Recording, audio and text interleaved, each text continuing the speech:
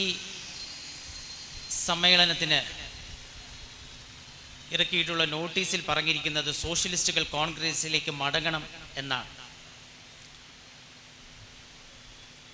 പലരും ചോദിച്ച ഒരു ചോദ്യം,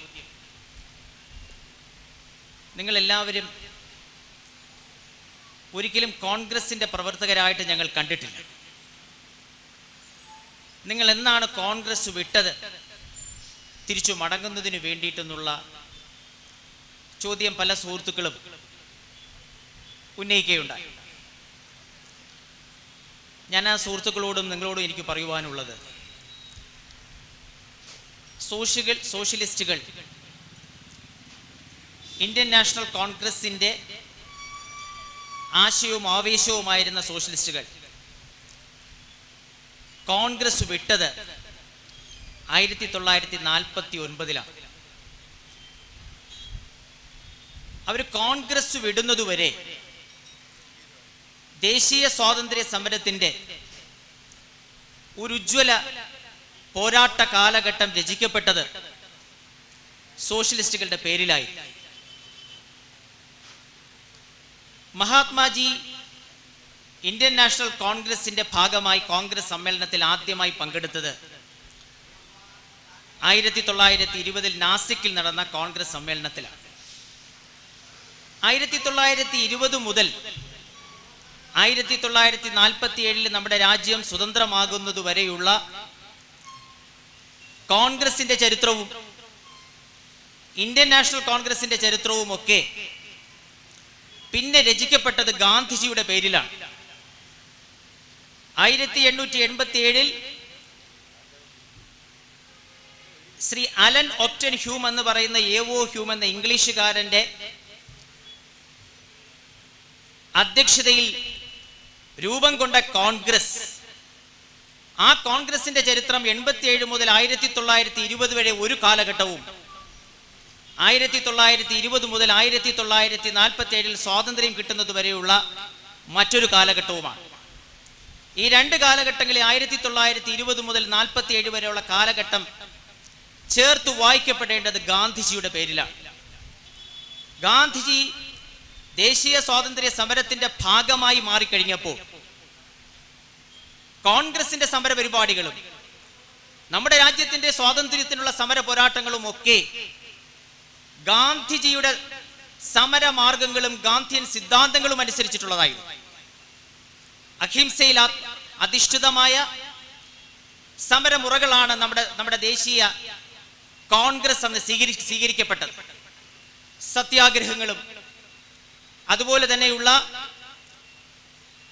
സഹിഷ്ണുതാപരമായ സമാധാനപരമായിട്ടുള്ള സമരമാർഗങ്ങളാണ് നമ്മുടെ ദേശീയ സ്വാതന്ത്ര്യ സമരത്തിന്റെ ഭാഗമായി ഗാന്ധിജി നിർദ്ദേശിക്കപ്പെട്ടത്, നടക്കപ്പെടുകയും ചെയ്തത്. പക്ഷെ 1917 മുതൽ ലോകത്താകമാനം മാറ്റങ്ങളുടെ ഒരു കാലഘട്ടമായി.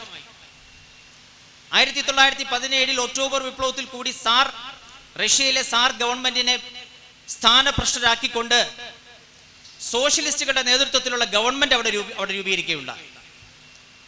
അതുപോലെ തന്നെ ബ്രിട്ടന്റെയും ഫ്രാൻസിന്റെയും ഒക്കെ കോളനികളിൽ നടന്ന ദേശീയ സമര പ്രക്ഷോഭങ്ങളുടെ എല്ലാം അടിസ്ഥാന ശിലയായി അവർ സ്വീകരിച്ചത് സോഷ്യലിസ്റ്റ് തത്വശാസ്ത്രത്തെയാണ്.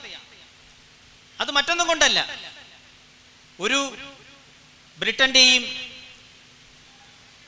കൊളോണിയൽ അധികാരികളുടെയും നാട്ടുരാജാക്കന്മാരുടെയും നാട്ടുപ്രമാണിമാരുടെയും കീഴിൽ ചൂഷണം അനുഭവിച്ച് നരകയാതന അനുഭവിക്കുന്ന ജനങ്ങളെ സംബന്ധിച്ചിടത്തോളം ജനാധിപത്യത്തിന്റെ പൊൻവെളിച്ചം കടന്നു വരുമ്പോൾ ആ പട്ടിണിപ്പാവങ്ങളെ മുഖ്യധാരയിൽ എത്തിക്കുവാനുള്ള വിമോചന മന്ത്രമായിട്ടാണ് സോഷ്യലിസവും ആ സോഷ്യലിസം ഉദ്ഘോഷിക്കുന്ന സമത്വവും സമഭാവനയും ഒക്കെ ലോകർ കണ്ടത്. അതിന്റെ അനുകരണങ്ങൾ നമ്മുടെ രാജ്യത്തുമുണ്ടായി. അന്നത്തെ ദേശീയ സ്വാതന്ത്ര്യ സമരത്തിന്റെ മുന്നണി പോരാളികളായിട്ടുള്ള യുവാക്കൾ, അവർക്കൊരു അഭിപ്രായമുണ്ടായിരുന്നു. സൂര്യനസ്തമിക്കാത്ത ബ്രിട്ടീഷ് സാമ്രാജ്യത്തെ നമ്മുടെ രാജ്യത്ത് നിന്ന് തുടത്തി ഓടിക്കുവാൻ ഗാന്ധിജിയുടെ അഹിംസയിൽ അധിഷ്ഠിതമായിട്ടുള്ള സമരമുറകൾക്ക് കഴിയില്ല എന്നുള്ള സന്ദേഹം അവർ പല പല വേദികളിലായി പ്രകടിപ്പിക്കുകയുണ്ടായി. അവർക്കൊക്കെ തന്നെയും സുഭാഷ് ചന്ദ്രബോസിന്റെ അനുഗ്രാശിസുകൾ ഉണ്ടായിരുന്നു. അന്ന് ആ സോഷ്യലിസ്റ്റ്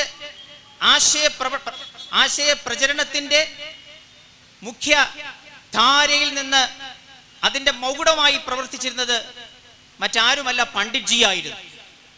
നമ്മുടെ രാജ്യം സ്വതന്ത്രമായാൽ നമ്മുടെ രാജ്യത്തുണ്ടാകാൻ പോകുന്ന ഗവൺമെന്റ് ഒരു സോഷ്യലിസ്റ്റ് മാതൃകയിലുള്ള ഗവൺമെന്റ് ആയിരിക്കണമെന്നും അത് നമ്മുടെ നാട്ടിലെ പാവങ്ങൾക്ക് അവരുടെ സ്ഥിതി മാറ്റുവാനായിട്ടുള്ള നടപടികൾ സ്വീകരിക്കണമെന്നും മനുഷ്യൻ ജനിച്ചാൽ അവൻ ചുടുകാട്ടിൽ എടുക്കുന്നത് വരെയുള്ള അവന്റെ ജീവിതത്തിന്റെ സമസ്ത മേഖലകളിലും സർക്കാർ ഇടപെടലോടുകൂടി അവന്റെ സംരക്ഷണവും അവന്റെ വളർച്ചയ്ക്കും വേണ്ടിയിട്ടുള്ള എല്ലാം ചെയ്യുവാനായിട്ടുള്ള ഉത്തരവാദിത്വം ജനാധിപത്യ ഗവൺമെന്റ് ഉണ്ടെന്നും അത് ബ്രിട്ടന്റെ ഗവൺമെന്റിനും നാട്ടുരാജാക്കന്മാരുടെ ഭരണത്തിൽ നിന്നും വ്യത്യസ്തമാണെന്നുമുള്ള ഉറച്ച അഭിപ്രായത്തിന്റെയും സോഷ്യലിസം എന്ന ആശയത്തിന്റെ പ്രോക്താവും മറ്റും ആരുമായിരുന്നില്ല, പണ്ഡിറ്റ്ജി ആയിരുന്നു.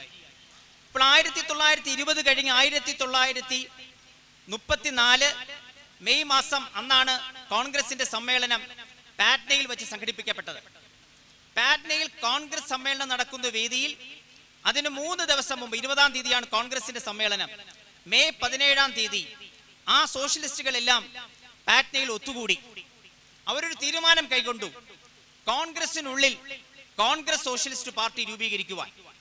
അവരതിന്റെ പ്രസിഡന്റായി കണ്ടത് മറ്റാരുമല്ലായിരുന്നു, പണ്ഡിറ്റ്ജി ആയിരുന്നു. അന്ന് നമ്മുടെ ലോകമറിയപ്പെടുന്ന സോഷ്യലിസ്റ്റ് ഉപാസകനായിട്ടുള്ള പണ്ഡിറ്റ്ജി അവർക്ക് നേതൃത്വം നൽകുമെന്നുള്ള പ്രതീക്ഷയാണ് ആ സോഷ്യലിസ്റ്റുകൾക്ക് ഉണ്ടായിരുന്നത്. അതിൽ അജൂത് പട്വർത്തൻ ഉണ്ടായിരുന്നു, യൂസഫ് മെഹ്റലി ഉണ്ടായിരുന്നു, ലോക്നായക് ജയപ്രകാശ് നാരായണൻ ഉണ്ടായിരുന്നു, ആചാര്യ നരേന്ദ്രദേവ് ഉണ്ടായിരുന്നു. അങ്ങനെ അന്ന് കോൺഗ്രസ് രാഷ്ട്രീയത്തിന്റെ ദേശീയ സമരത്തിന്റെ മുഖ്യധാരയിലുള്ള പൊക്കമുള്ള നേതാക്കന്മാരെല്ലാം ആ സോഷ്യലിസ്റ്റ് കൂട്ടിയോജിപ്പിന് താങ്ങും തണലുമായിട്ടുണ്ടായി. പക്ഷെ എന്തുകൊണ്ടോ അവസാനം പണ്ഡിറ്റ്ജി ആ സമ്മേളനത്തിൽ പങ്കെടുത്തില്ല. മറ്റൊന്നും കൊണ്ടല്ല, ഈ സമ്മേളനം ഒരുപക്ഷെ ഗാന്ധിജിക്ക് ഇഷ്ടമാവില്ല. ഗാന്ധിജിയുടെ പ്രവർത്തനങ്ങളെ വിമർശിച്ചുകൊണ്ട് ആ പ്രവർത്തനങ്ങൾ നമ്മുടെ രാജ്യത്തിന് ബ്രിട്ടനെ തുരത്തി ഓടിക്കുവാൻ കഴിയില്ല എന്ന ആശയഗതിയുമായിട്ടാണ് ഈ സോഷ്യലിസ്റ്റുകൾ ഒത്തുചേരുന്നത്. അതുകൊണ്ട് തന്നെ അവസാന നിമിഷം പണ്ഡിറ്റ്ജി അവരിൽ നിന്ന് മാറി നിന്നു. അതുകൊണ്ട് തന്നെ അവര് അതിന്റെ പ്രസിഡന്റായിട്ട് തെരഞ്ഞെടുക്കപ്പെട്ടത്, ചെയർമാനായി തെരഞ്ഞെടുക്കപ്പെട്ടത് ആചാര്യ നരേന്ദ്രദേവിനായിരുന്നു. അന്ന് അദ്ദേഹം ഹിന്ദു ബനാറസ് യൂണിവേഴ്സിറ്റിയിലെ ഏറ്റവും എല്ലാവരും ആദരിക്കുന്ന അധ്യാപകനാണ്. അദ്ദേഹം UP കോൺഗ്രസിന്റെ പ്രസിഡന്റ് ആയിരുന്നു. അന്ന് കോൺഗ്രസിന്റെ ഗാന്ധിജിയും പണ്ഡിറ്റ്ജിയും ഒക്കെ കോൺഗ്രസിന്റെ അകത്ത് കൈയോട് കൈ ചേർത്ത് പിടിക്കുവാൻ എപ്പോഴും മധ്യസ്ഥന്റെ ഒരു റോൾ എടുത്തിരുന്നത് ആചാര്യ നരേന്ദ്രദേവായിരുന്നു. അപ്പോൾ ഈ യുവ തുർക്കികളെല്ലാം അവരുടെ പ്രസിഡന്റായി തെരഞ്ഞെടുത്തത് ആചാര്യ നരേന്ദ്രദേവിനെ ആയിരുന്നു. ജനറൽ സെക്രട്ടറി ആയിട്ട് ലോക്നായക് ജയപ്രകാശ് നാരായണനെ തെരഞ്ഞെടുത്തു. അന്നത്തെ joint secretary Shri EM Sankaran നമ്പൂതിരിപ്പാടായി. 1939 കമ്മ്യൂണിസ്റ്റുകൾ സോഷ്യലിസ്റ്റ് പാർട്ടി വിട്ടുമാറി പോകുന്നതുവരെ അവരെല്ലാവരും കോൺഗ്രസ് സോഷ്യലിസ്റ്റ് പാർട്ടിയിൽ നിലകൊണ്ടു. കോൺഗ്രസ് സോഷ്യലിസ്റ്റ് പാർട്ടിയിൽ അംഗത്വം എടുക്കണമെന്നുണ്ടെങ്കിൽ അവർക്ക് കോൺഗ്രസിന്റെ അംഗത്വം വേണം. കോൺഗ്രസിൽ അംഗത്വമുള്ളവർക്ക് മാത്രമേ കോൺഗ്രസ് സോഷ്യലിസ്റ്റ് പാർട്ടിയിൽ അംഗത്വം എടുക്കുവാനും പ്രവർത്തിക്കുവാനും സാധിക്കുകയുള്ളൂ. ആ പ്രവർത്തനം ദേശീയ സ്വാതന്ത്ര്യ സമര പ്രവർത്തനമായിരുന്നു. 1942 നമ്മുടെ സ്വാതന്ത്ര്യ സമരത്തിന്റെ ഏറ്റവും ഉജ്ജ്വലമായിട്ടുള്ള സമരമായിട്ടുള്ള ക്വിറ്റ് ഇന്ത്യ സമരം പ്രഖ്യാപിക്കുകയുണ്ടായി. കോൺഗ്രസിനെ കൊണ്ട് ക്വിറ്റ് ഇന്ത്യ സമരം അംഗീകരിപ്പിക്കുവാനും മഹാത്മാജിയെ കൊണ്ട് ക്വിറ്റ് ഇന്ത്യ സമരം പ്രഖ്യാപിക്കുവാനും കഴിഞ്ഞത് കോൺഗ്രസിലെ സോഷ്യലിസ്റ്റുകളുടെ വലിയ വിജയമായിട്ടാണ് ചരിത്രം രേഖപ്പെടുത്തിയിട്ടുള്ളത്. ആ ക്വിറ്റ് ഇന്ത്യ എന്നുള്ള 2 വാക്ക്, ഒരുപാട് വാക്കുകൾ അവര് ആ സമരത്തിന്റെ പേരിനു വേണ്ടി വന്നെങ്കിലും ക്വിറ്റ് ഇന്ത്യ, ഇന്ത്യ വിടുക, ആ 2 വാക്കുകൾ വന്നത് ഏറ്റവും വിശ്വപ്രഖ്യാതനായിട്ടുള്ള സോഷ്യലിസ്റ്റ് ആയിരുന്ന യൂസഫ് മെഹ്റലിയാണ് ആ പേര് നിർദ്ദേശിച്ചത്, ഇന്ത്യ വിടുക. ആ യൂസഫ് മെഹ്റലിയാണ് 1928 സൈമൺ കമ്മീഷൻ ഇന്ത്യയിൽ വന്നപ്പോൾ ആ സൈമൺ കമ്മീഷൻ ഗോ ബാക്ക് എന്ന് പറഞ്ഞ് ബോംബെ പോർട്ടിനകത്ത് ചുമട്ടു തൊഴിലാളികളുടെ വേഷത്തിൽ കയറി സൈമൺ ഗോ ബാക്ക് എന്ന് പറഞ്ഞ മുദ്രാവാക്യം വിളിക്കുവാനുള്ള ധീരത കാണിച്ചത് യൂസഫ് മെഹ്റിലി ആയിരുന്നു. ആ യൂസഫ് മെഹ്റിലി ബ്രിട്ടീഷ് പോലീസിന്റെ അതിക്രൂരമായിട്ടുള്ള ലാത്തിയടിയേറ്റ് അദ്ദേഹം 47-ാമത്തെ വയസ്സിൽ ഇഹലോക വാസം അദ്ദേഹത്തിന് വെടിയേണ്ടി വന്നു. ഇന്നും ചരിത്രമാണ്. ബോംബെ കോർപ്പറേഷനിലെ 27-ാമത്തെ വയസ്സിൽ ഏറ്റവും പ്രായം കുറഞ്ഞ മേയർ ആയിരുന്നത് സി യൂസഫ് മെഹ്റിലി ആയി. 1942 ക്വിറ്റ് ഇന്ത്യ സമരം, ആ ക്വിറ്റ് ഇന്ത്യ സമരം അതിനു മുമ്പുള്ള സമരങ്ങളിൽ നിന്നും വേറിട്ട് നിൽക്കുന്ന ഒരു സമരമായിരുന്നു. അന്ന് വരെ ബ്രിട്ടീഷ് ഗവൺമെന്റ് കണ്ടിരുന്ന ഒരു സമരമുറയായിരുന്നില്ല 1942 ക്വിറ്റ് ഇന്ത്യ സമരം. ആ ക്വിറ്റ് ഇന്ത്യ സമരത്തിൽ ഇന്ത്യയിലും എല്ലാ നഗരങ്ങളിലും പോലീസും കോൺഗ്രസിന്റെ സമരാനുകൂലികളും തമ്മിൽ ഏറ്റുമുട്ടി. സർക്കാർ വാഹനങ്ങൾ അഗ്നിക്കിരയായി, സർക്കാർ കെട്ടിടങ്ങൾ അഗ്നിക്കിരയായി. ബ്രിട്ടീഷ് ഗവൺമെന്റിനെ അക്ഷരാർത്ഥത്തിൽ പിടിച്ചു നിർത്തിയ വിപ്ലവ പോരാട്ട സമരമായിരുന്നു ക്വിറ്റ് ഇന്ത്യ സമരം. ആ ക്വിറ്റ് ഇന്ത്യ സമരത്തിന്റെ വിജയം എഴുതി ചേർക്കപ്പെട്ടത് സോഷ്യലിസ്റ്റുകളുടെ പേരിലായിരുന്നു. അത് ബ്രിട്ടന് ഒരു വലിയ സന്ദേശമായിരുന്നു. ഇനി ഈ നാട്ടിൽ ഞങ്ങൾക്ക് നിൽക്കുവാൻ കഴിയില്ല എന്ന വലിയ സന്ദേശം ബ്രിട്ടന് കിട്ടിയിട്ടുള്ള ഒരു സമരമായിരുന്നു 1942 ക്വിറ്റ് ഇന്ത്യ സമരം. ആ സമരത്തിന്റെ വിജയം സോഷ്യലിസ്റ്റുകൾക്ക് കരഗതമായിരുന്നു. അന്ന് സോഷ്യലിസ്റ്റുകളെ എല്ലാം നാസിക്കിലെ ജയിലിൽ അടച്ചുവെങ്കിലും അവര് ജയിൽ ചാടി വന്നു. സ്വകാര്യ അന്ന് ബ്രിട്ടന്റെ പ്രക്ഷേപണ കേന്ദ്രങ്ങൾക്ക് സമാനമായി കോൺഗ്രസിന്റെ പ്രക്ഷേപണ കേന്ദ്രം തുടങ്ങുവാനുള്ള ധീരത കാട്ടിയത് സോഷ്യലിസ്റ്റുകളായിരുന്നു. റെയിൽവേ ട്രാക്കുകൾ തകർക്കപ്പെട്ടു. അങ്ങനെ ബ്രിട്ടീഷ് ഗവൺമെന്റിന് ഒരു നടുക്കിയ ഒരു സമരമായിരുന്നു ക്വിറ്റ് ഇന്ത്യ സമരം. പക്ഷെ 1949 ആ സോഷ്യലിസ്റ്റുകൾ ഒരു തീരുമാനമെടുത്തു. ഇന്ന് ഞങ്ങൾ പറയുന്നത് ചരിത്രപരമായിട്ടുള്ള ഒരു മണ്ടത്തനമായിരുന്നു ആ തീരുമാനം. അവർ കോൺഗ്രസ് വിട്ട് പുറത്തു വന്ന് സോഷ്യലിസ്റ്റ് പാർട്ടി രൂപീകരിക്കുവാൻ 1949 അവർ തയ്യാറായി. ശ്രീ പണ്ഡിറ്റ്ജി അതിനെതിരായിരുന്നു. പണ്ഡിറ്റ്ജി പറഞ്ഞു, നിങ്ങൾ കോൺഗ്രസിൽ നിൽക്കണം. എന്റെ കോൺഗ്രസിൽ നിന്ന് ഈ കോൺഗ്രസിനെ കോൺഗ്രസിന്റെ ഭരണവും ഒക്കെ നമ്മുടെ നാട്ടിലെ പട്ടിണി പാവങ്ങൾക്ക് താങ്ങും തണലുമായിട്ട് മാറ്റുവാൻ നിങ്ങൾ കോൺഗ്രസിന് പുറത്തല്ല പോകേണ്ടത്, കോൺഗ്രസിനുള്ളിൽ ശക്തമായിട്ട് നിലയുറപ്പിക്കണമെന്ന് അദ്ദേഹം പറഞ്ഞു. അദ്ദേഹത്തിന്റെ വാക്കുകൾ ചെവി കൊള്ളാതെ അവർ കോൺഗ്രസിൽ നിന്ന് പുറത്തുപോയി. പക്ഷെ അതിനുശേഷവും ഒരു പറച്ചിലുണ്ട്. അതിനുശേഷം കോൺഗ്രസിലെ സോഷ്യലിസ്റ്റുകൾ പുറത്തുപോയെങ്കിലും അവരുമായിട്ട് വളരെ ഊഷ്മളമായിട്ടുള്ള ഒരു ബന്ധം പണ്ഡിറ്റ്ജി പുലർത്തിയിരുന്നു. അദ്ദേഹത്തിന്റെ ജീവിതത്തിന്റെ അവസാന നാളുകളിൽ വരെ അദ്ദേഹം എല്ലാ ദിവസവും അദ്ദേഹം പ്രാതൽ കഴിച്ചിരുന്നത് റാം മനോഹർ ലോഹിയോടൊപ്പമായിരുന്നു, വിഖ്യാതനായിട്ടുള്ള സോഷ്യലിസ്റ്റ്. ആ റാം മനോഹർ ലോഹിയോടൊപ്പം എല്ലാ ദിവസവും അദ്ദേഹം പ്രഭാത ഭക്ഷണം കഴിച്ചിരുന്നു. അദ്ദേഹം വരാത്ത ദിവസങ്ങളിൽ പണ്ഡിറ്റ്ജി രാവിലത്തെ പ്രഭാത ഭക്ഷണം ഉപേക്ഷിച്ചിരുന്നു എന്നുവരെ നമ്മുടെ ചരിത്രകാരന്മാർ രേഖപ്പെടുത്തിയിട്ടുണ്ട്. അത്ര നല്ല ബന്ധമായിരുന്നു അവർ തമ്മിലുണ്ടായിരുന്നത്. ഒന്നാമത്തെ പൊതു തെരഞ്ഞെടുപ്പ് കഴിഞ്ഞു. സോഷ്യലിസ്റ്റുകൾ വിചാരിച്ചതുപോലെ ഒന്നും അവർക്കാകാൻ കഴിഞ്ഞില്ല. നാമമാത്രമായി 14 എംപിമാരാണ് അന്ന് അവർക്കുണ്ടായിരുന്നത് ഒന്നാം ലോക്സഭയിൽ. അന്നും പണ്ഡിറ്റ്ജി പറഞ്ഞു, നിങ്ങൾ കോൺഗ്രസിലേക്ക് മടങ്ങി വരണം, കോൺഗ്രസിനെ ശക്തമാക്കണം, നിങ്ങൾ ഗവൺമെന്റിന്റെ ഭാഗമായിട്ട് മാറണം. ആ സ്നേഹപൂർണമുള്ള ആ ആവശ്യപ്പെടലിനെ സോഷ്യലിസ്റ്റുകൾ മനഃപൂർവ്വം നിരാകരിച്ചു. അവർ തിരിച്ചൊരു 14 പരിപാടി ഉണ്ടാക്കി കോൺഗ്രസിനോടും പണ്ഡിറ്റ്ജിയോടും പറഞ്ഞു, നിങ്ങൾ ഈ 14 പരിപാടികൾ അംഗീകരിക്കുകയാണെങ്കിൽ ഞങ്ങൾ കോൺഗ്രസിലേക്ക് തിരിച്ചു വരാം. പണ്ഡിറ്റ്ജി പറഞ്ഞു, ഈ 14 പരിപാടികൾ എനിക്ക് മാത്രം തീരുമാനമെടുക്കുവാൻ പറ്റുന്നതല്ല, അത് കോൺഗ്രസ് ഒരു നിലപാടെടുക്കണം, അത് കോൺഗ്രസ് എടുക്കേണ്ട തീരുമാനമാണ്. അത് അക്കാരണങ്ങൾ പറഞ്ഞു തന്നെ അവർ കോൺഗ്രസിലേക്ക് മടങ്ങുവാൻ തയ്യാറായി. 1977 അതിനുശേഷം 1970 ശ്രീമതി ഇന്ദിരാഗാന്ധി നമ്മുടെ രാജ്യത്തിന്റെ പ്രധാനമന്ത്രിയായി. പിതാവിനെ വെല്ലുന്ന സോഷ്യലിസ്റ്റ് നടപടിക്രമങ്ങളാണ് അവർ ചെയ്തത്. അന്ന് നമ്മുടെ ഭരണഘടനയിൽ ഒന്നും സോഷ്യലിസം എന്ന വാക്കില്ലെങ്കിൽ പോലും 1947 മുതൽ പണ്ഡിറ്റ്ജിയുടെ അവസാന കാലം വരെ അദ്ദേഹം എടുത്തിട്ടുള്ള ഭരണപരമായ നടപടികളെല്ലാം തന്നെ സോഷ്യലിസ്റ്റ് ആശയത്തെ മുൻനിർത്തിക്കൊണ്ടായിരുന്നു. നമ്മുടെ ദാരിദ്ര്യം നിർമ്മാർജ്ജനം ചെയ്യുവാൻ വേണ്ടിയിട്ട് എന്തൊക്കെ ചെയ്യാൻ പറ്റുമോ അതിനദ്ദേഹം ആസൂത്രണം കൊണ്ടുവന്നു. അതിൻ്റെ അകത്ത് പല പ്രോഗ്രാമുകൾ കൊണ്ടുവന്നു. നമ്മുടെ സ്വാതന്ത്ര്യം കിട്ടിയതിന് ശേഷമുള്ള വർഷങ്ങളിലുള്ള നമ്മുടെ പ്ലാൻ ഡെവലപ്മെന്റ് തന്നെ ആ സോഷ്യലിസ്റ്റ് ആശയം മുൻനിർത്തിക്കൊണ്ടായിരുന്നു. നമ്മുടെ രാജ്യത്തിന്റെ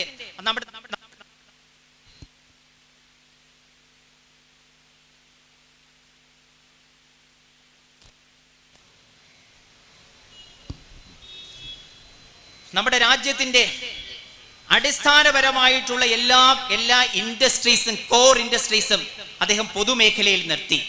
നമ്മുടെ ഒരു സമ്മിശ്ര സമ്പദ്ഘടന എന്നുള്ളതും അദ്ദേഹത്തിൻ്റെ സോഷ്യലിസ്റ്റ് ആശയഗതിയുടെ അടിസ്ഥാനത്തിലായിരുന്നു. അങ്ങനെ പണ്ഡിറ്റ്ജിയുടെ കാലഘട്ടത്തിൽ നമ്മുടെ രാജ്യത്തെ ഒരു സോഷ്യലിസ്റ്റ് പാതയിൽ കൂടി നയിക്കുവാനായിട്ടുള്ള ആസൂത്രിതമായ ശ്രമങ്ങൾ പണ്ഡിറ്റ്ജി നടത്തിയിരുന്നുവെങ്കിൽ അദ്ദേഹത്തിന്റെ മകൾ ശ്രീമതി ഇന്ദിരാഗാന്ധി അച്ഛനെയും കടത്തിവെട്ടുന്ന തരത്തിൽ അവരെ ആവിഷ്കരിച്ച നടപടിക്രമങ്ങളുണ്ട്. നമ്മുടെ രാജ്യത്ത് പ്രിവി പേഴ്സ് നിർത്തലാക്കി നമ്മുടെ രാജ്യത്തിലെ ജനങ്ങളെ പാരതന്ത്ര്യത്തിന്റെ ചങ്ങലക്കിട്ടിരുന്ന രാജാക്കന്മാർക്ക് നമ്മുടെ രാജ്യം സ്വതന്ത്രമായപ്പോൾ കപ്പം കൊടുക്കുന്നതിന് തുല്യമായിരുന്നു പ്രിവി പേഴ്സ്. ആ പ്രിവി പേഴ്സ് നിർത്തലാക്കുവാനായിട്ടുള്ള ഉജ്ജ്വലമായ മാതൃക കാട്ടിയത് ശ്രീമതി ഇന്ദിരാഗാന്ധി ആയിരുന്നു. ബാങ്കുകൾ ദേശസാൽക്കരിക്കപ്പെട്ടു. ബാങ്കുകളോട് പറഞ്ഞു, നിങ്ങളുടെ കടമ കർത്തവ്യം എന്ന് പറയുന്നത് ഈ രാജ്യത്തിലെ സാധാരണക്കാരായിട്ടുള്ള ജനങ്ങളുടെ അവരുടെ സാമ്പത്തികമായ പ്രശ്നങ്ങൾ പരിഹരിക്കുന്നതിനു വേണ്ടിയിട്ടാണ്. അതുകൊണ്ട് തന്നെ ബാങ്കുകൾ സ്വകാര്യ മേഖലയിൽ നിൽക്കുന്നത് അത് അവരുടെ നാടിന്റെ സാധാരണക്കാരന്റെ പുരോഗതിക്ക് വിഘാതം സൃഷ്ടിക്കും. ബാങ്കുകൾ ദേശസാൽക്കരിക്കപ്പെട്ടു, ഇൻഷുറൻസ് ദേശസാൽക്കരിക്കപ്പെട്ടു. അങ്ങനെ തന്റെ പിതാവ് തുടങ്ങി വച്ചിട്ടുള്ള സോഷ്യലിസ്റ്റ് ആശയങ്ങൾക്ക് പുതിയ രൂപവും ഭാവവും നൽകിയ ശ്രീമതി ഇന്ദിരാഗാന്ധിയുടെ അധികാരത്തിൽ നിന്ന് ഭ്രഷ്ടയാക്കുവാൻ വേണ്ടിയിട്ട് അന്ന് സോഷ്യലിസ്റ്റുകൾ ചെയ്ത ഇരട്ടത്താപ്പ് പണിയാണ് ജനതാ പാർട്ടിയുടെ രൂപീകരണം. ജനതാ പാർട്ടിയുടെ രൂപീകരണവും 1977 ജനതാ പാർട്ടി അധികാരത്തിൽ വന്നപ്പോൾ ഉണ്ടായത്, അന്നുവരെ രാജ്യത്തിലെ മുഴുവൻ ജനങ്ങളും ഗാന്ധിയുടെ ഘാതകരെ അധികാരത്തിന്റെ സോപാനങ്ങളിൽ നിന്ന് മാറ്റി നിർത്തിയിരുന്നു.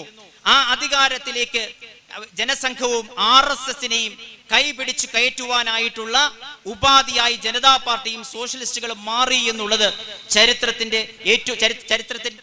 അവർ ചെയ്ത ഏറ്റവും കൊടും പാതകമായി നിൽക്കുകയാണ്. ഇന്ന് അതിനുശേഷം ഞാൻ ദീർഘിപ്പിക്കുന്നില്ല.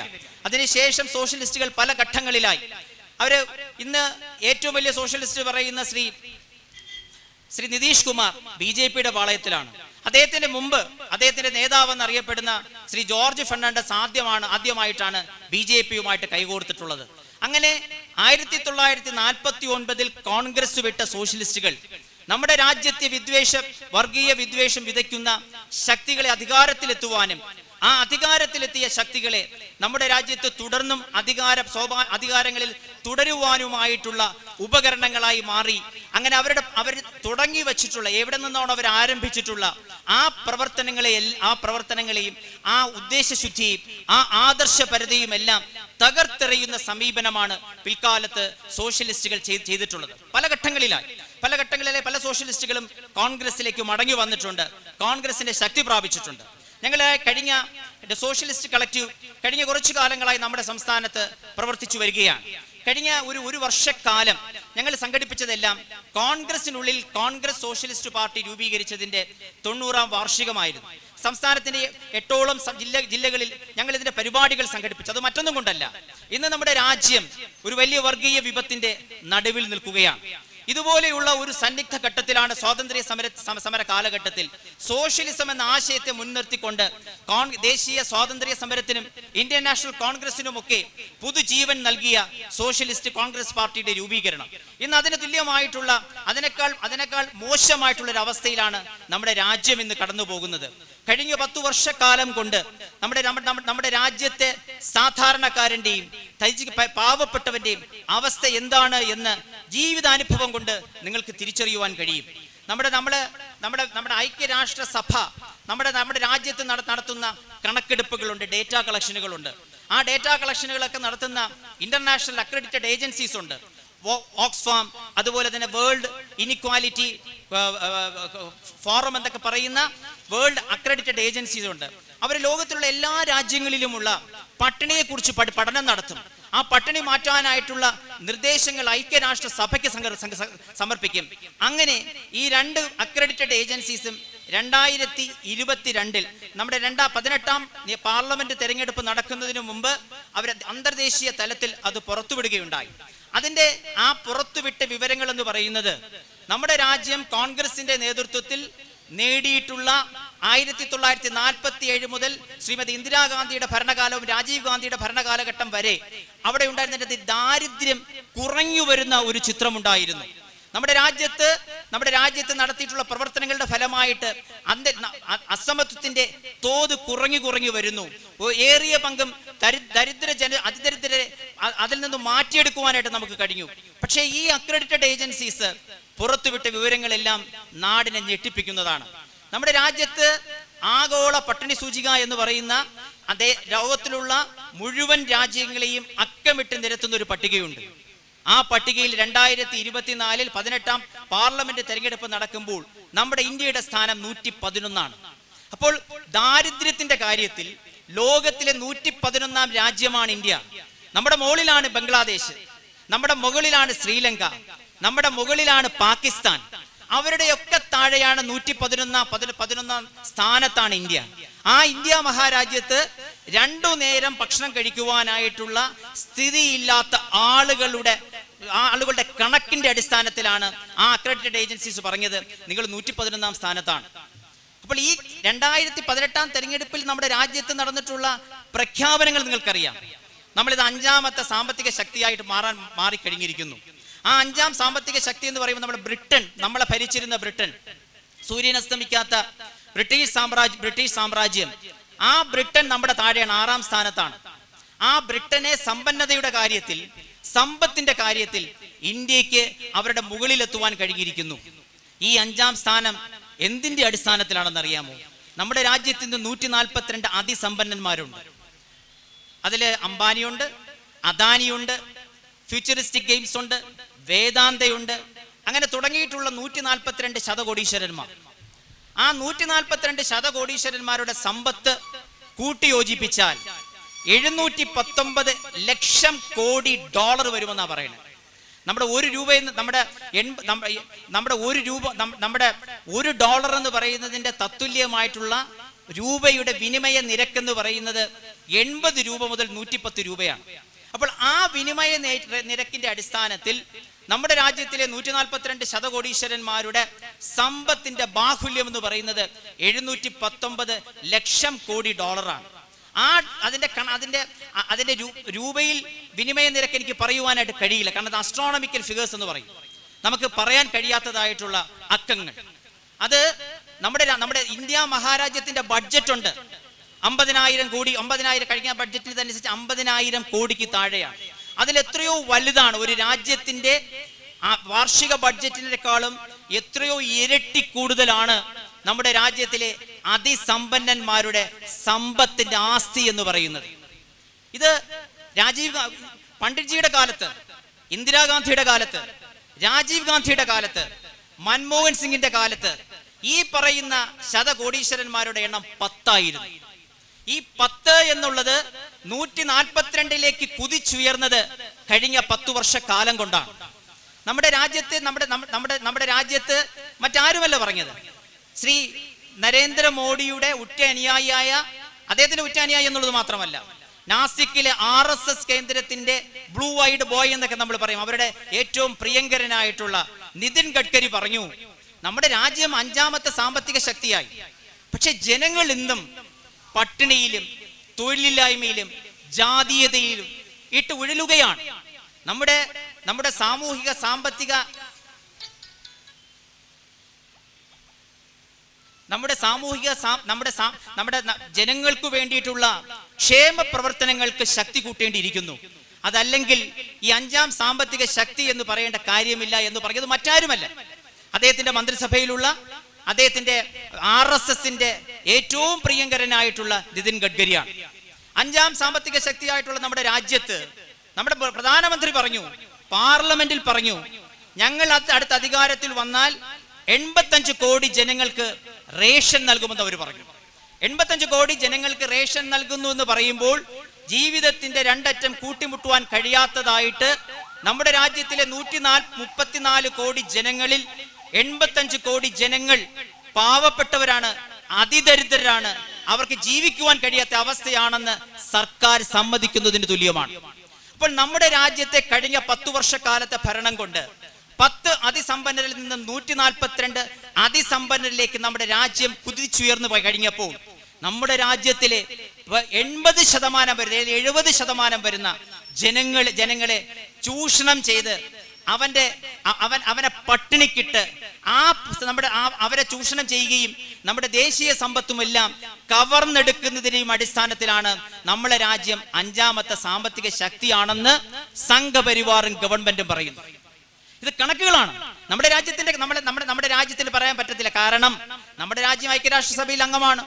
ഐക്യരാഷ്ട്രസഭയുടെ സഭ നിയോഗിച്ച അക്രഡിറ്റഡ് ഏജൻസീസ് നടത്തിയിട്ടുള്ള കണക്കെടുപ്പിന്റെ അടിസ്ഥാനത്തിലുള്ള കണക്കുകളാണിത് പറയുന്നത്. ഇപ്പോൾ 85 കോടി ജനങ്ങൾ നിൽക്കുന്നു. നമ്മുടെ രാജ്യത്തിന്റെ അസമത്വത്തിന്റെ തോത് എന്ന് പറയുന്നത് അവര് പറയുന്നത് നമ്മുടെ ആഫ്രിക്കയുണ്ട്.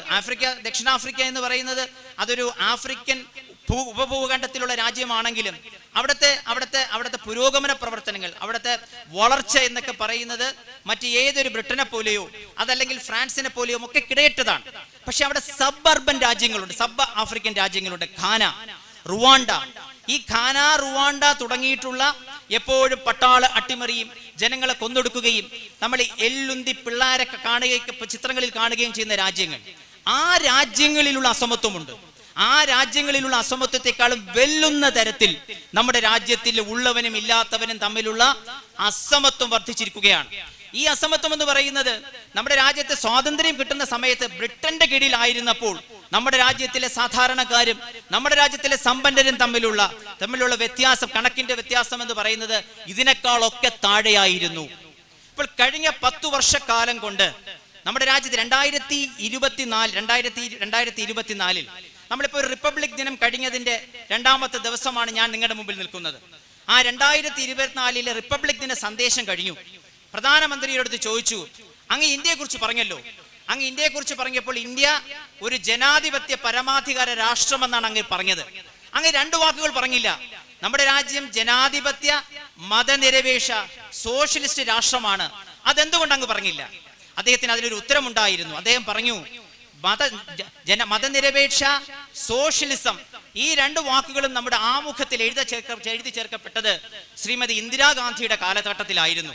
76ാം ഭരണഘടനാ ഭേദഗതിയിൽ കൂടിയാണ് ആ 2 വാക്കുകൾ നമ്മുടെ ഭരണഘടനയിൽ എഴുതി ചേർക്കപ്പെട്ടത്. നമ്മുടെ ഭരണഘടന ആദ്യമായി നമുക്ക് ഉണ്ടാക്കിയിട്ടുള്ള 1949 നമ്മുടെ കോൺസ്റ്റിറ്റ്യൂഷണൽ ഡേ വരുന്നത്. ആ ഭരണഘടനയിൽ ഈ 2 വാക്കുകളും ഇല്ലായിരുന്നു. കഴിഞ്ഞ തെരഞ്ഞെടുപ്പിൽ 400 പാർ എന്ന് പറഞ്ഞിട്ടാണ് നമ്മുടെ രാജ്യത്തിലെ തെരഞ്ഞെടുപ്പിന് അവർ നേരിട്ടത്. ആ 400 പാർ 400 സീറ്റിന് മേലെ ഉണ്ടായിരുന്നുവെങ്കിൽ അവരിന്ന് ഞാൻ നിങ്ങളുടെ മുമ്പിൽ സംസാരിക്കുമ്പോൾ നമ്മുടെ ഭരണഘടനയുടെ ആമുഖത്തിൽ നിന്ന് മതനിരപേക്ഷതയും സോഷ്യലിസവും അവരെടുത്ത് മാറ്റിക്കളയുമായിരുന്നു. അപ്പോൾ നമ്മുടെ രാജ്യത്ത് സോഷ്യലിസം എന്ന ആശയത്തിന്റെ ഏറ്റവും അതിക്രൂരമായിട്ടുള്ള ആസൂത്രിതമായിട്ടുള്ള അട്ടിമറിക്കുവാൻ വേണ്ടിയിട്ടുള്ള പരിശ്രമങ്ങൾ നമ്മൾ നടത്തുമ്പോൾ ഇന്ന് ജനാധിപത്യത്തിലും മതേതരത്വത്തിലും സോഷ്യലിസത്തിലും വിശ്വസിക്കുന്ന ആളുകൾക്ക് കടന്നു വരുവാനായിട്ടുള്ള ഏക പ്രസ്ഥാനവും അതിന്റെ ഏക നേതാവും ശ്രീ രാഹുൽ ഗാന്ധിയാണ്. കഴിഞ്ഞ 10 വർഷക്കാലം നമ്മുടെ രാജ്യത്തിന്റെ ഈ സമ്പന്നന്മാർക്ക് വേണ്ടി ഒരു പറച്ചിലുണ്ട്. 2014 ശ്രീ നരേന്ദ്രമോദി പ്രധാനമന്ത്രിയുടെ പദത്തിലേക്ക്, ഇന്ദ്രപ്രസ്ഥത്തിലേക്ക് അദ്ദേഹം വരികയാണ്. അദ്ദേഹത്തിന് സർക്കാർ വിമാനം കിട്ടും. പക്ഷെ അദ്ദേഹം സർക്കാർ വിമാനത്തിലല്ലോ വന്നത്. അദ്ദേഹം വന്നത് അദാനിയുടെ സ്വകാര്യ വിമാനത്തിലാണ്. അദാനിയുടെ സ്വകാര്യ വിമാനത്തിൽ അദ്ദേഹം വരുമ്പോൾ അദാനിക്ക് അന്നത്തെ ആസ്തി എന്ന് പറയുന്നത് 50,000 കോടി രൂപയുടെ ആസ്തിയാണ് അദ്ദേഹത്തിനുള്ളത്. 2024 10 വർഷക്കാലം ശ്രീ നരേന്ദ്രമോദി ഭരിച്ചു കഴിഞ്ഞപ്പോൾ 2024 തെരഞ്ഞെടുപ്പിന് നരേന്ദ്രമോദി അഭിമുഖീകരിക്കുമ്പോൾ അദ്ദേഹത്തിന്റെ പ്രിയ സുഹൃത്ത് ശ്രീ അദാനിയുടെ ആസ്തി എന്ന് പറയുന്നത് 11.5 ലക്ഷം കോടി രൂപയാണ്. അതായത് 200% വർധനവാണ് അദ്ദേഹത്തിന്റെ ആസ്തിയിൽ വന്നിട്ടുള്ളത്. ഇങ്ങനെ കണ്ണടച്ചു തുറക്കും മുമ്പേ ഈ പറയുന്ന 142 ശതകോടീശ്വരന്മാരുടെ ആസ്തികൾ വർദ്ധിച്ചത് എല്ലാം നമ്മുടെ സാധാരണക്കാരായിട്ടുള്ള ജനങ്ങളുടെ പിച്ചപാത്രത്തിൽ നിന്നും കൈയിട്ടു വാരിയും നമ്മുടെ പ്രകൃതി വിഭവങ്ങൾ ചൂഷണം ചെയ്തും നമ്മുടെ പണ്ഡിറ്റ്ജിയും ഇന്ദിരാജിയും രാജീവ് ഗാന്ധിയും ഒക്കെ നമ്മുടെ പൊതുമേഖലയിൽ നിർത്തിയിട്ടുള്ള സ്ഥാപനങ്ങളെ എല്ലാം വിറ്റഴിച്ചും കൊള്ളയടിച്ചും ഉള്ള പണം കൊണ്ടാണ് അവർക്ക് ഇതൊക്കെ ഈ കണ്ണഞ്ചിപ്പിക്കുന്ന വേഗത്തിൽ ഈ 42 ശതകോടീശ്വരന്മാർക്ക് സമ്പത്തിന്റെ വാസ്തി വർദ്ധിപ്പിക്കുവാൻ കഴിഞ്ഞത്. 2024 ശ്രീ അദാനിക്ക് 60 വയസ്സ് തികഞ്ഞു. 60 വയസ്സ് തുടങ്ങിയപ്പോൾ അദ്ദേഹം എന്താണെന്ന് ചെയ്തുകൊണ്ടറിയാം. അദ്ദേഹത്തിന്റെ ചാരിറ്റി പ്രവർത്തനങ്ങൾക്ക് 60,000 കോടി രൂപയുടെ ചാരിറ്റി പ്രവർത്തനങ്ങളാണ് തീരുമാനിച്ചത്. നമ്മൾ ആലോചിച്ചു നോക്കണം. നമ്മുടെ രാജ്യത്ത് നമ്മുടെ ഈ ഇന്ത്യ മഹാരാജ്യം എന്ന് പറയുന്നത് 19% ലോകത്ത് 19.4% കുട്ടികൾ 24 മണിക്കൂറിനുള്ളിൽ ഖരരൂപത്തിലോ ദ്രവരൂപത്തിലോ ആഹാരം കഴിക്കുവാനില്ലാത്ത ഒരു നാടാണ്. സീറോ ഫുഡ് എന്ന് പറയും. 67 ലക്ഷം ആളുകൾ കോവിഡിന് ശേഷം ഒരു വർഷം അതിദരിദ്രരായിട്ട് മാറിക്കൊണ്ടിരിക്കുകയാണ്. ഓരോ നിമിഷവും 2 പേർ ദാരിദ്ര്യത്തിൽ നിന്നല്ല, ദാരിദ്ര്യത്തിൽ നിന്ന് അതിദാരിദ്ര്യത്തിലേക്ക് മാറിക്കൊണ്ടിരിക്കുന്ന ഒരു രാജ്യത്ത് 60 വയസ്സ് തികഞ്ഞതിന്റെ ആഘോഷം സംഘടിപ്പിച്ചത് 60,000 കോടി രൂപയുടെ ചാരിറ്റി പ്രവർത്തനങ്ങളാണ്. ചിന്തൻ റിസർച്ച് ഫൗണ്ടേഷൻ അദ്ദേഹം പ്രഖ്യാപിച്ചതാണ്. ശ്രീ അദാനി പ്രഖ്യാപിച്ചത് അദ്ദേഹത്തിന്റെ 60-ാം വയസ്സ് തികഞ്ഞതിന്റെ ആഘോഷവേളയിൽ പ്രഖ്യാപിച്ചതാണ് Chintan research foundation. Chintan research ഫൗണ്ടേഷന്റെ ജോലി എന്താണെന്ന് അറിയാമോ?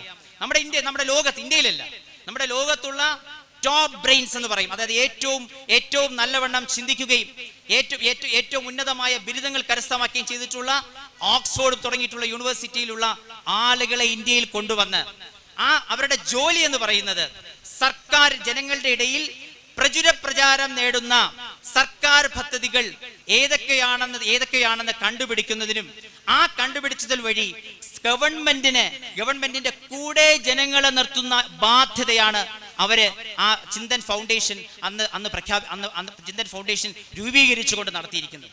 അപ്പൊ ഇന്ന് നമ്മുടെ രാജ്യത്ത് നടക്കുന്ന സംഭവങ്ങൾ ഇന്ന് നമ്മുടെ മാധ്യമങ്ങൾ വഴി അതിന്റെ യഥാർത്ഥം മനസ്സിലാക്കാൻ കഴിയാത്ത ഒരു അവസ്ഥയാണ്. 99.9% മാധ്യമങ്ങൾ എന്ന് പറയുന്നത് ഈ 142 ശതകോടീശ്വരന്മാരുടെ കൈകളിലാണ്. അവർ കോടിക്കണക്കിന് രൂപ മുടക്കിയാണ് ഈ പറയുന്ന സ്ഥാപനങ്ങളെല്ലാം അവർ സ്വന്തമാക്കി എടുത്തിട്ടുള്ളത്. അപ്പോൾ അതുകൊണ്ട് അവരുടെ ജോലി എന്ന് പറയുന്നത് സർക്കാരിന്റെ കുഴലൂത്തുകാരായി അവരുടെ അപദാനങ്ങൾ പാടിപ്പുകഴ്ത്തിക്കൊണ്ട് ജനങ്ങളുടെ കണ്ണിൽ പൊടിയിടുക എന്നുള്ളതാണ് അവരുടെ കടമ. അതിനെതിരെ പോരാട്ടത്തിന്റെ ഉജ്ജ്വലമായ പോരാട്ടത്തിന്റെ ശബ്ദം നമുക്ക് കേൾക്കുവാൻ കഴിയുന്നത് ശ്രീ രാഹുൽ ഗാന്ധിയിൽ നിന്നും ഇന്ത്യൻ നാഷണൽ കോൺഗ്രസിൽ നിന്നുമാണ്. നമ്മുടെ ഹിൻഡൻബർഗ് റിവലേഷൻ വന്നു. ഇൻസൈഡർ ട്രേഡിംഗ് വഴി കോടിക്കണക്കിന് ഇന്ത്യക്കാരുടെ പണമാണ് അദാനി തട്ടിയെടുത്തതെന്ന് പറഞ്ഞു. ഒരു രാഷ്ട്രീയ പാർട്ടിയും പ്രതികരിച്ചില്ല. ആകെ പ്രതികരിക്കുകയും അതിനെതിരായിട്ട് ശബ്ദമുയർത്തുകയും ചെയ്തത് ഇന്ത്യൻ നാഷണൽ കോൺഗ്രസും അതിന്റെ നേതാവ് ശ്രീ രാഹുൽ ഗാന്ധിയുമാണ്. അതിനുശേഷം ഒട്ടേറെ കർഷക സമരം വന്നു. ആ കർഷക നിയമങ്ങൾ വന്നു. നമ്മുടെ പാവപ്പെട്ട നമ്മുടെ കർഷകർക്ക് അവർ ഉൽപ്പാദിപ്പിക്കുന്ന ഉൽപ്പന്നങ്ങൾ ആർക്കു വിൽക്കണം, എന്തു വിലയ്ക്ക് വിൽക്കണം എന്നുള്ള അവകാശം നഷ്ടപ്പെടുത്തുന്ന കർഷക നിയമങ്ങൾ, ആ കർഷക നിയമത്തിനെതിരായിട്ടുള്ള സമരങ്ങൾ നയിക്കുകയും ചെയ്തിട്ടുള്ളത് രാഹുൽ ഗാന്ധിയും ഇന്ത്യൻ നാഷണൽ കോൺഗ്രസുമാണ്. ഇപ്പോൾ നമ്മളൊരു വലിയ നിയമത്തിന്റെ നടുവിലാണ്. ദേശീയ തൊഴിൽ നിയമം, 29 നിയമങ്ങൾ. നമ്മുടെ തൊഴിലാളികളുടെ നിയമങ്ങളെ സംബന്ധിച്ച് അതിന്റെ ആധാരശില എന്ന് പറയുന്നത് ആ തൊഴിലാളികൾക്ക് അവരുടെ അവകാശങ്ങൾ ചോദിച്ചു വാങ്ങുവാൻ ഉള്ള അവകാശം നിലനിർത്തുന്ന 23 നിയമങ്ങളാണ് നമ്മുടെ രാജ്യത്തുള്ളത്. ആ 23 നിയമങ്ങളും പണ്ഡിറ്റ്ജിയുടെ കാലത്ത് മുതലായിട്ടുള്ളതാണ്. തൊഴിലാളികളുടെ വിലപേശലിനുള്ള അധികാരം നൽകുന്ന നിയമങ്ങൾ, അവർക്ക് സാമൂഹിക സുരക്ഷ ഉറപ്പാക്കുന്ന തരത്തിലുള്ള നിയമങ്ങൾ. ആ നിയമങ്ങൾ മുഴുവൻ അട്ടിമറിക്കപ്പെട്ടു. അതിന് പകരം ഇതാ 4 കോഡ് കൊണ്ടുവന്നു. ആ 4 കോഡുകൾ നമ്മുടെ മുതലാളിമാർ, കോർപ്പറേറ്റുകൾ അവരുടെ ദാനമാണ്. ജോലി ചെയ്താൽ കൂലി ചോദിക്കുവാനുള്ള അവകാശം എടുത്തു കളഞ്ഞുകൊണ്ട് അവരൊക്കെ തന്നെ നമ്മുടെ രാജ്യത്തിലെ 38 കോടി വരുന്ന നമ്മുടെ സാധാരണക്കാരായിട്ടുള്ള തൊഴിലാളികൾ ഈ പറയുന്ന കോർപ്പറേറ്റുകളുടെ മുമ്പിൽ, ഈ പറയുന്ന മുതലാളിമാരുടെ മുമ്പിൽ കൈകെട്ടി യാചിക്കേണ്ട ഒരു അവസ്ഥയാണ് നമ്മുടെ രാജ്യത്ത് ഉണ്ടാക്കിക്കൊണ്ടിരിക്കുന്നത്. ആ നിയമത്തിനെതിരായിട്ട് പടപൊരുതുവാൻ ഇറങ്ങിയിട്ടുള്ളത് ശ്രീ രാഹുൽ ഗാന്ധിയും ഇന്ത്യൻ നാഷണൽ കോൺഗ്രസുമാണ്. അങ്ങനെ നമ്മുടെ രാജ്യത്തെ ഈ കോർപ്പറേറ്റുകളും ഗവൺമെന്റും തമ്മിലുള്ള അച്ചുതണ്ട്, ആ അച്ചുതണ്ട് ഈ രാജ്യത്തിലെ സാധാരണക്കാരനെ തകർക്കുവാനും ചൂഷണം ചെയ്യുവാനായിട്ട് മാർഗം നിൽക്കുമ്പോൾ അതിനെതിരെ സോഷ്യലിസ്റ്റ് ആശയം മുൻനിർത്തി പടപൊരുതുന്ന ഇന്ത്യൻ നാഷണൽ കോൺഗ്രസിനും അതിന്റെ നേതാവ് രാഹുൽ ഗാന്ധിക്കും കൈകോർക്കുക എന്നുള്ള ചരിത്രപരമായിട്ടുള്ള ദൗത്യമാണ് ഞാനും എൻ്റെ സഹപ്രവർത്തകരായിട്ടുള്ള സോഷ്യലിസ്റ്റുകളും ഇന്ത്യൻ നാഷണൽ കോൺഗ്രസിലേക്ക് കടന്നു വരുന്നതിൽ കൂടി ഞങ്ങൾ ചെയ്യുന്നത്. നമ്മുടെ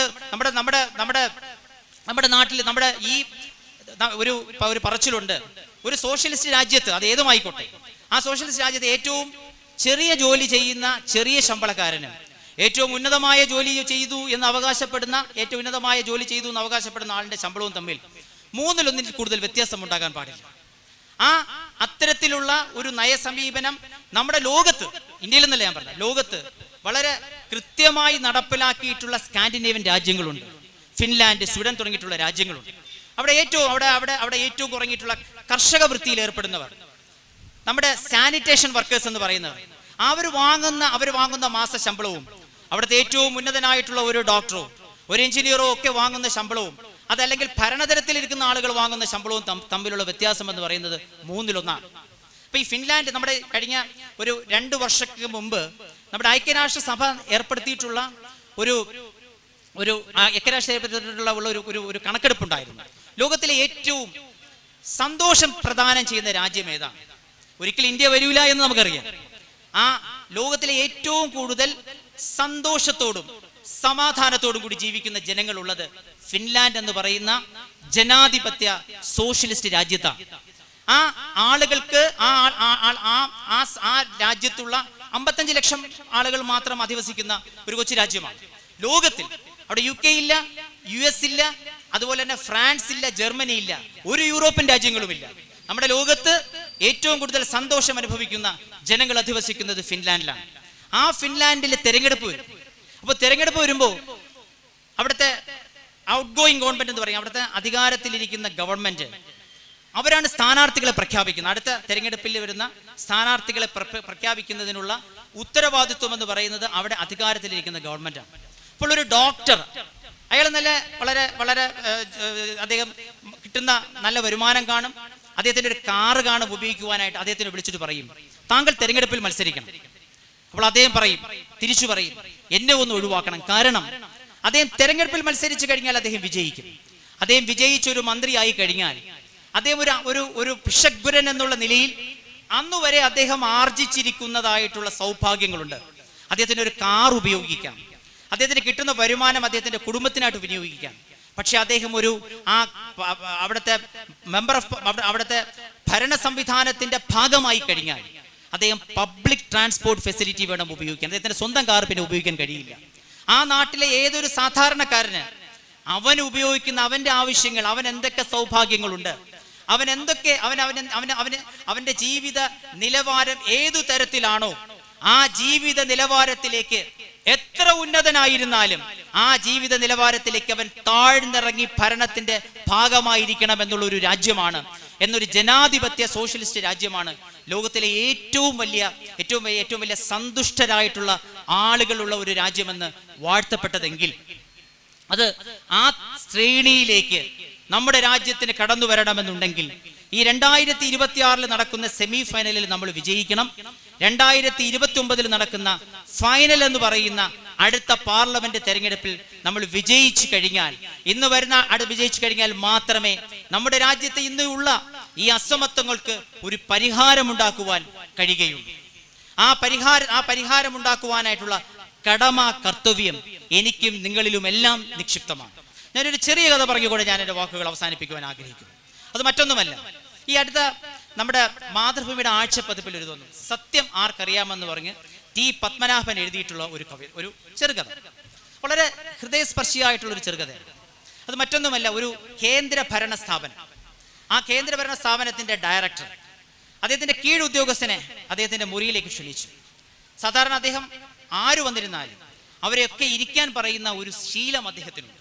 പക്ഷെ അതിൽ നിന്ന് വ്യത്യസ്തനായിട്ട് അദ്ദേഹം ഇരിക്കാൻ പറഞ്ഞില്ല. അദ്ദേഹം വളരെ ദുർമുഖം കാണിച്ചുകൊണ്ടാണ് ആ കീഴുദ്യോഗസ്ഥന്റെ മുഖത്തേക്ക് അദ്ദേഹം നോക്കിയത്. അദ്ദേഹം ചോദിച്ചു, താങ്കൾ ഒരു കഥ എഴുതിയല്ലോ, ആ കഥയുടെ പശ്ചാത്തലം എന്ന് പറയുന്നത് പാലസ്തീനും ഇസ്രായേലും ഗസയും ഒക്കെയാണ്. താങ്കൾക്ക് ആ കഥ എഴുതുവാനായിട്ട് താങ്കൾ ഇസ്രായേലിലോ ഗസയിലോ വല്ലതും പോയിട്ടുണ്ടോ?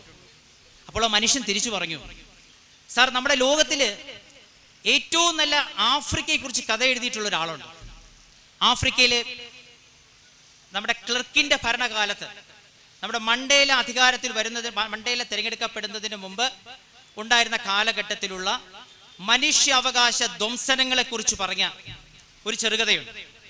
ആ ചെറുകഥ എഴുതിയ ആ കവിത എഴുതിയ, ആഫ്രിക്ക എന്ന കവിത എഴുതിയിട്ടുള്ള മനുഷ്യൻ ആഫ്രിക്ക സന്ദർശിച്ചിട്ടില്ല സാർ. നോസ്റ്റർഡാമിനെ കുറിച്ച് എഴുതുവാൻ നോസ്റ്റർഡാമിൽ പോണ്ട, ന്യൂയോർക്കിനെ കുറിച്ച് എഴുതുവാൻ ന്യൂയോർക്കിൽ പോണ്ട. നമ്മുടെ വിശ്വവിഖ്യാതരായിട്ടുള്ള യാത്രാ വിവരണങ്ങൾ പലതും അത് കേട്ടറിവും മറ്റ് അന്വേഷണങ്ങളിൽ കൂടിയും ആർജിച്ചിട്ടുള്ള അറിവിന്റെ അടിസ്ഥാനത്തിലാണ് രചിക്കപ്പെട്ടിട്ടുള്ളത്. ഒരു സ്ഥലത്തെക്കുറിച്ച് എഴുതുവാൻ, ഒരു സ്ഥലനാമത്തെക്കുറിച്ച് പഠിക്കുവാൻ ആ സ്ഥലത്ത് പോണ്ട സാർ. താങ്കൾ അതുപോലെ എഴുതിയിരുന്നല്ലോ.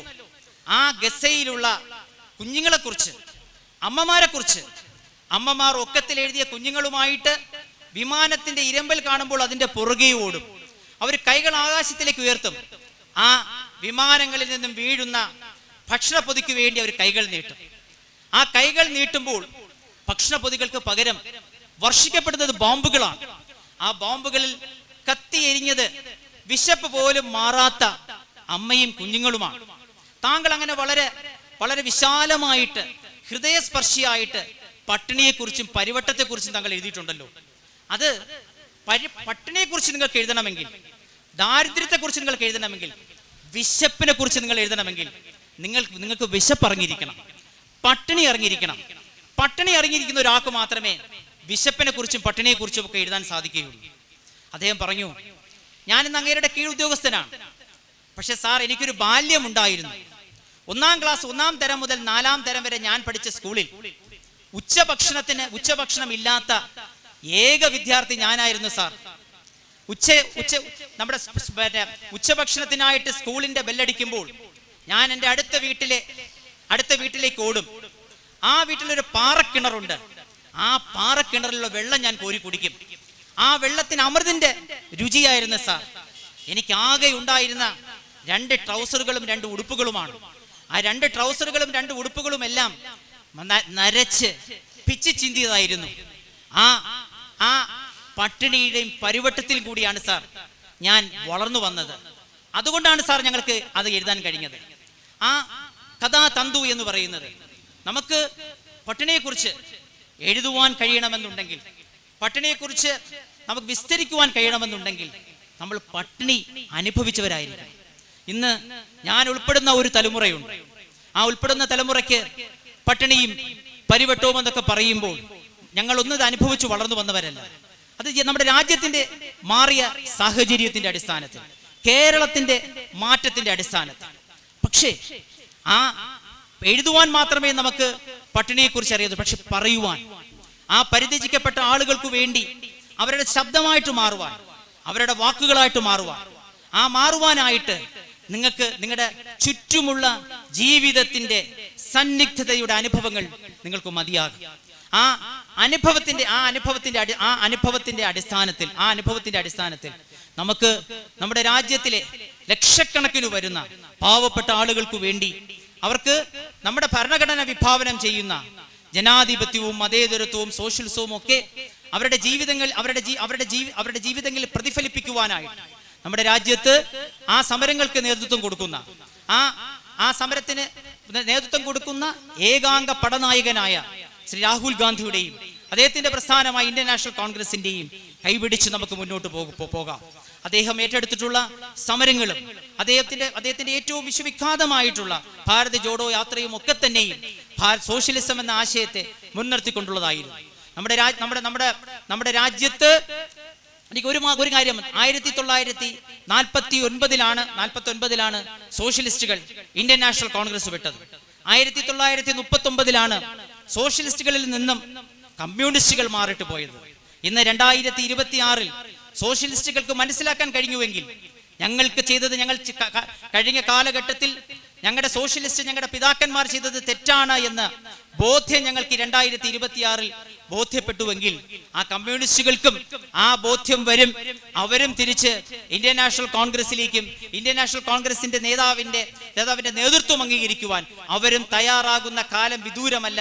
അവര് ഉയർത്തിപ്പിടിക്കുന്നത് സമത്വമാണെന്നുണ്ടെങ്കിൽ, അവർ ഉയർത്തിപ്പിടിക്കുന്നത് സോഷ്യലിസം ആണെന്നുണ്ടെങ്കിൽ അവർക്കും അത് ചെയ്യേണ്ടി വരും. നമ്മുടെ രാജ്യം 2026 ഈ തെരഞ്ഞെടുപ്പ് കഴിയുമ്പോൾ നമ്മുടെ രാജ്യത്തിന്റെ രാഷ്ട്രീയ ചിത്രം മാറും. അന്ന് ഇന്ത്യൻ നാഷണൽ കോൺഗ്രസും ഇന്ത്യൻ നാഷണൽ കോൺഗ്രസിന്റെ കൂടെയുള്ള പ്രസ്ഥാനങ്ങളും മാത്രമേ BJPയുടെ വർഗീയതയും BJPയുടെ ചങ്ങാത്ത മുതലാളിത്തത്തിനെയും എതിർക്കുവാൻ നമ്മുടെ നാട്ടിൽ അവശേഷിക്കുകയുള്ളൂ. ആ അവശേഷിക്കുന്നതിന്റെ ഒരു തുടിപ്പാട്ടായി ഞങ്ങളിന്ന് ഇന്ത്യൻ നാഷണൽ കോൺഗ്രസിന്റെ ഭാഗമാവുകയാണ്. എനിക്ക് നമ്മുടെ ആരാധ്യനായിട്ടുള്ള ഒട്ടനവധി നേതാക്കൾ വേദിയിലുണ്ട്. ഇത് ആമുഖമായി ഞാൻ പറഞ്ഞുകൊണ്ട് ഞാൻ ഇനി വരാനിരിക്കുന്ന മുഴുവൻ ആളുകൾക്കും നമ്മുടെ ഈ സമ്മേളനം ഔദ്യോഗികമായി ഉദ്ഘാടനം ചെയ്യാമെന്ന് ഏറ്റുള്ളത് ശ്രീ VD സതീശനാണ്. അതേ ബഹുമാനപ്പെട്ട പ്രതിപക്ഷ നേതാവ് അതേ ഉടൻ തന്നെ എത്തും. അതുപോലെ തന്നെ ഇതിന് നമ്മൾ താൽക്കാലികമായി നമ്മുടെ വൈസ് ചെയർമാൻ ശ്രീ NRC നായരുടെ അധ്യക്ഷതയിലാണ് ഇത് കൂടുന്നത്. ഇതിന്റെ ഔദ്യോഗികമായിട്ടുള്ള ഈ സമ്മേളനത്തിന്റെ അധ്യക്ഷം വഹിക്കേണ്ടത് നമ്മുടെ ബഹുമാനപ്പെട്ട നമ്മുടെ KPCC അധ്യക്ഷനാണ്. അവരിത് എത്തിക്കഴിഞ്ഞു. ഞാൻ അവർക്കെല്ലാം ഹാർദവുമായിട്ട് ഞാൻ സ്വാഗതം ആശംസിക്കുകയാണ്. നമ്മുടെ നിലപാടുകളുടെ രാജകുമാരനായിട്ടുള്ള നമ്മുടെ ആരാധ്യനായിട്ടുള്ള നമ്മുടെ പ്രതിപക്ഷ നേതാവ് എത്തിക്കഴിഞ്ഞു. നമ്മുടെ പ്രസ്ഥാനത്തിന്റെ സൗമ്യമായ മുഖമായിട്ടുള്ള നമ്മുടെ സണ്ണി ജോസഫ് സാർ എത്തിച്ചു കഴിഞ്ഞു. അവര് രണ്ടുപേരെയും ഞാൻ ഈ വേദിയിലേക്ക് ഹൃദയപൂർവ്വം സ്വാഗതം ചെയ്യുകയാണ്. നിങ്ങളുടെ എല്ലാവരുടെയും അനുഗ്രഹത്തോടും ആശംസയോടും കൂടി അവരെ രണ്ടുപേരെയും ഈ വേദിയിലേക്ക് സ്വാഗതം ചെയ്തുകൊണ്ട് ഈ സമ്മേളനത്തിന്റെ ഔദ്യോഗിക അധ്യക്ഷനായി ബഹുമാനപ്പെട്ട KPCC അധ്യക്ഷൻ ശ്രീ സണ്ണി ജോസഫ് MLA ഞാൻ ആദരപൂർവ്വം ക്ഷണിച്ചുകൊണ്ട് ഞാൻ എൻ്റെ വാക്കുകൾ അവസാനിപ്പിക്കുന്നു. നിങ്ങൾക്ക് എൻ്റെ വിനീതമായ കൂപ്പുകൈ.